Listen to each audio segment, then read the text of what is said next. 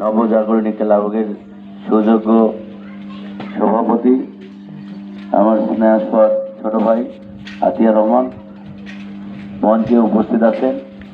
বিশেষ অতিথি হিসাবে আমার শ্রদ্ধাভাজন বড় ভাই, আমার প্রাণপ্রিয় সংগঠন জাতীয়তাবাদী দল বিএনপির ইউনিয়ন বিএনপির যুগ্ম আহ্বায়ক মিজানুর রহমান ভাই উপস্থিত আছেন। ক্লাবের সম্মানিত সেক্রেটারি সহ সকল সদস্যবৃন্দ উপস্থিত আছেন। মঞ্চে সুধীবৃন্দু, মঞ্চের সামনে আমার মুরব্বিয়ান, সমবয়সী এবং মা বোনেরা, সকলের প্রতি লম্বা শ্রেণীভেদে সালাম, আসসালামু আলাইকুম। অন্যান্য জাতির প্রতি আন্তরিক শুভেচ্ছা আদাব। আপনারা সবাই কেমন আছেন? এত আস্তে করি কেন আছেন? রোজা আছেন দেখিয়া? আমরাও তো রোজা আছি ভাই। তো যাই হোক, আপনারা আজকের যে উদ্যোগ, এটা অত্যন্ত মহৎ উদ্যোগ। আজকে এই নবজাগরণী ক্লাব এক সময় নেভু নেভু অবস্থায় ছিল, সেখান থেকে আতিয়া সহ যারা ক্লাবের উদ্যোগ গ্রহণ করেছে, ইতিমধ্যেই ওনাদের ঘর হয়েছে। আগামী দিনে এখান থেকে আরো কিভাবে সব ধরনের কর্মসূচি গ্রহণ করা যায়, আমার পরামর্শ থাকবে। এখানে থেকে প্রতি বছর, যেমন বিগত দিনে আমার মনে আছে, আজকে যে আয়োজন করা হয়েছে গতবার এর তুলনায় অনেক কম ছিল। এবারে গতবারের তুলনায় ডাবলেরও বেশি আছে। এবার আগামী দিনে আরো বেশি যেন লোককে সম্পৃক্ত করা যায়, এই ব্যবস্থা আমি মনে করি অবশ্যই নবজাগরণী ক্লাবের যারা কমিটিতে আছেন তারা ব্যবস্থা নেবেন। আমিও তাদের সাথে থাকব। আজকে যেভাবে আছি, আগামী দিনে আরো কাছাকাছি থাকার চেষ্টা করব ইনশাল্লাহ আমার দিক থেকে। সেই সাথে আপনারা দেখেছেন গত 12ই ফেব্রুয়ারি বাংলাদেশ ত্রয়োদশ সংসদ নির্বাচন হয়েছে।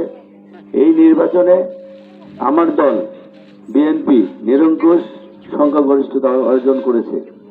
অর্জন করার মধ্যে দিয়ে আপনাদের ভোটে আমরা নির্বাচিত করেছি আমাদের সাবেক এমপি আখতারুজ্জামান মিয়া ভাইকে এমপি হিসাবে নতুন করে পেয়েছি। তার ধারাবাহিকতায় আমরা আবার ওনাকে আমাদের দলের চেয়ারম্যান, প্রধানমন্ত্রী জনাব তারেক রহমান, আমাদের দলের মহাসচিব মির্জা ফখরুল ইসলাম আলমগীর সাহেব ওনাকে হুইপ নির্বাচন করেছে। এই জন্য আমি আমার এলাকার পক্ষ থেকে শুকরিয়া আদায় করি যে উনি যেন আমাদের সেবা করে যেতে পারে। আর আপনারা ইতিমধ্যেই দেখতেছেন যে নির্বাচনের আগে অনেক দল, বিগত দিনে দেখেছি আমরা, প্রতিশ্রুতি দিয়েছে, কোনো কাজ করতে পারেনি। আজকে আপনারা দেখেন, আপনারা আঙ্গুলের যে কালির দাগটা মুছে যায়নি, অনেকে খেয়াল করেন এখনো কালির দাগ মুছে যায়নি। এর মধ্যে থেকেই আমাদের যে নির্বাচনী ইশতেহারে যে প্রতিশ্রুতি দেওয়া ছিল, সেগুলো একে একে বাস্তবায়ন হতে চলেছে। ইতিমধ্যেই আপনাদের ফ্যামিলি কার্ড কিছু এলাকায় শুরু হয়েছে, এটা ট্রায়াল বেসিসে।